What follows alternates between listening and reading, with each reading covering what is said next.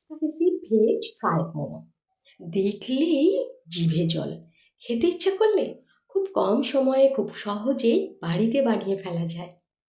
বাঁধাকপি কেটে তাতে নুন মাখিয়ে ঢাকা দিয়ে রেখে দেবো 30 মিনিটের জন্য। 30 মিনিট পর ঢাকা খুলে জলগুলোকে চিপে বাঁধাকপিকে আলাদা করে নেব।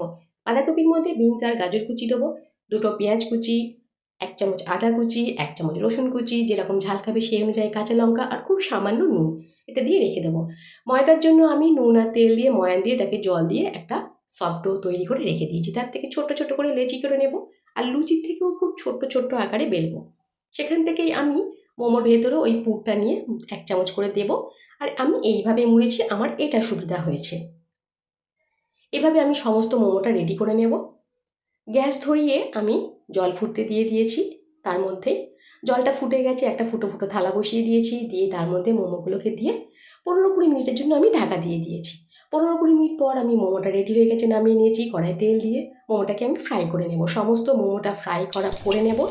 তার মধ্যে এর কড়াতেই আমি আবার পরেরটা বসাবো। এই কড়া থেকেই আমি একটু তেল কমিয়ে নিয়ে আর খুব সামান্য তেল রেখে তার মধ্যেই 2 চামচ আদা রসুন কুচি, দুটো পেঁয়াজ কুচি, যেরকম ঝাল খাবে সেই অনুযায়ী 2-3টে কাঁচা লঙ্কা কুচি, ক্যাপসিকাম কুচি, স্বাদ অনুযায়ী নুন, 1/2 চামচ হলুদ গুঁড়ো, লাল লঙ্কা পেস্ট আর ভিনিগার, সয়া সস আর টমেটো সস, 3টেকে একত্রিত করে একসাথে দিয়েছি। তার মধ্যে মোমোটা দিয়েছি। রেডি আমাদের ফ্রাইড মোমো।